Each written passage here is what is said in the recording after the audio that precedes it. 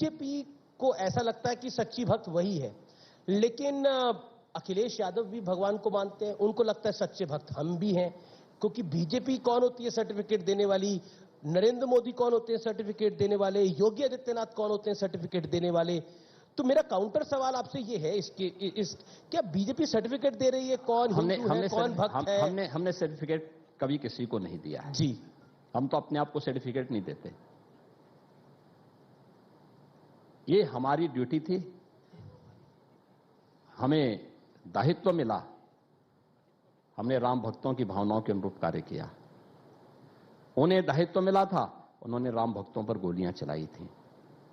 हमें मौका मिला, हमने ब्रज तीर्थ विकास परिषद का गठन किया। उन्हें मौका मिला, उन्होंने कोसी कला का दंगा करवाया था और जवाहर बाग का दंगा करवाया था।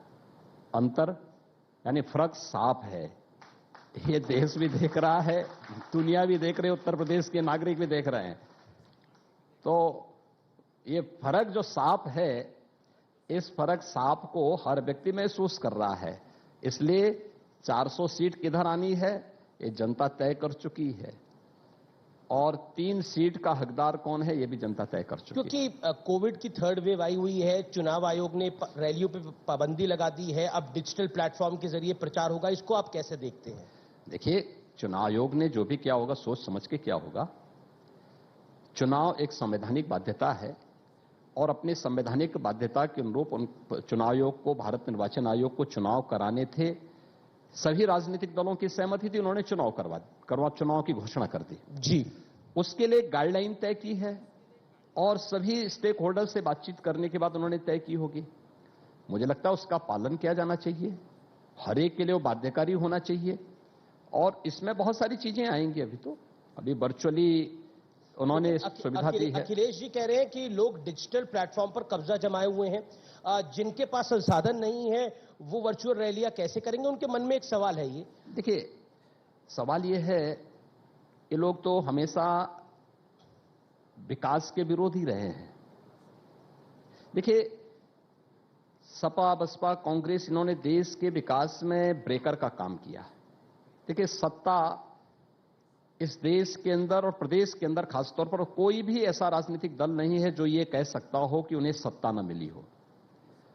1947 से लेकर के और 1990 तक अगर हम देखें, यानी जनता पार्टी के कार्यकाल को देखें, तो ज्यादा यानी कांग्रेस ने अनवरत प्रदेश के अंदर शासन किया। 1990 से 89 से लेकर के और 2017 तक 4 बार समाजवादी पार्टी को प्रदेश में शासन करने का अवसर मिला जी। 3 बार मोहन जी को प्रदेश के अंदर शासन करने का अवसर प्राप्त हुआ, बीजेपी को भी शासन करने का अवसर प्राप्त हुआ।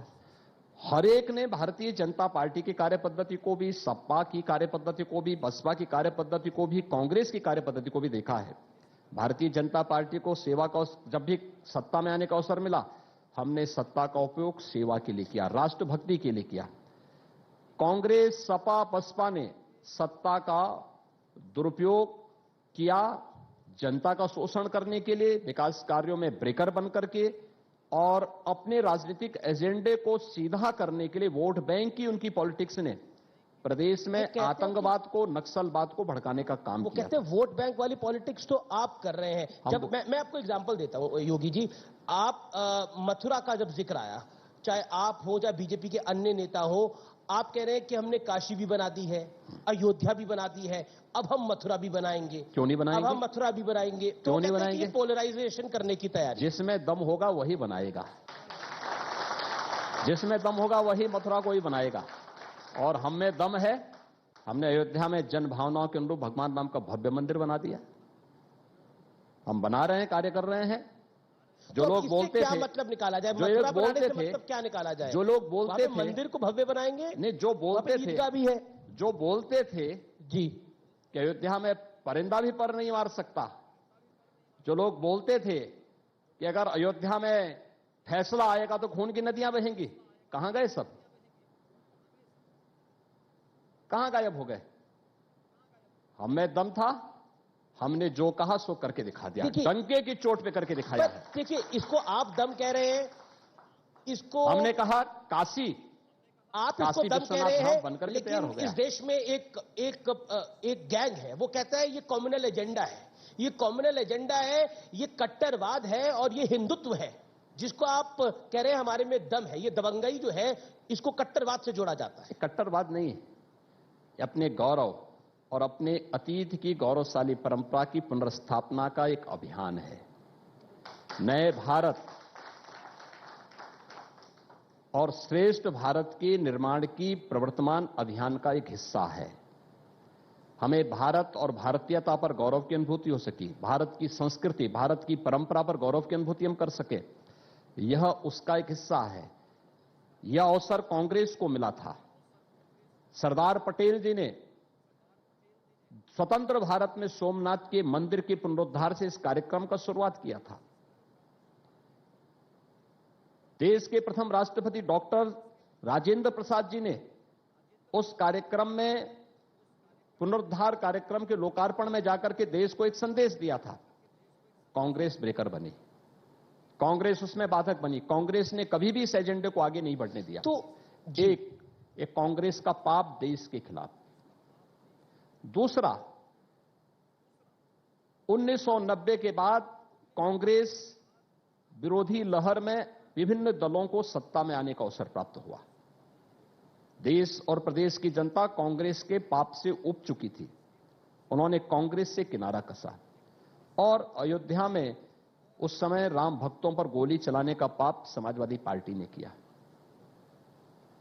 प्रदेश को दंगों की आग में झोंका।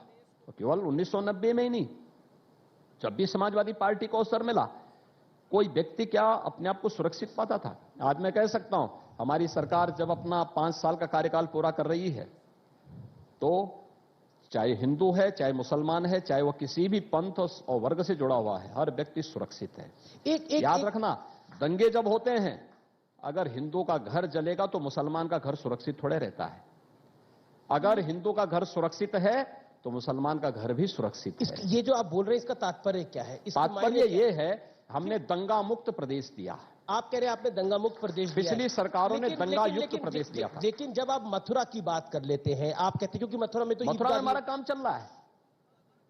हमने ब्रज तीर्थ विकास परिषद का गठन करके मथुरा, वृंदावन, बरसाना, गोकुल, बलदेव, एक सवाल मेरे मन में आया, इन सभी तीर्थों के विकास का कार्य चला। आपको मालूम है कि इन तीर्थों में 5 साल की सरकार, इन सभी तीर्थों में पहले क्यों नहीं किया ये? इन तीर्थों में जी मांस, मदिरा और किसी भी प्रकार के मद्यपान को निषेध किया गया है। हमारी सरकार ने किया है सब काम। तो क्या ये विकास की वह प्रक्रिया है जो हमारे आध्यात्मिक और सांस्कृतिक गौरव को आगे बढ़ा रही है। आज भौतिक विकास का कार्य भी चल रहा है और यह कार्य पिछली सरकार भी कर सकती थी। पिछली सरकार ने कोसी कला का दंगा मथुरा में कराया था। पिछली सरकार ने जवाहर बाग की घटना मथुरा में करवाया था। एक बात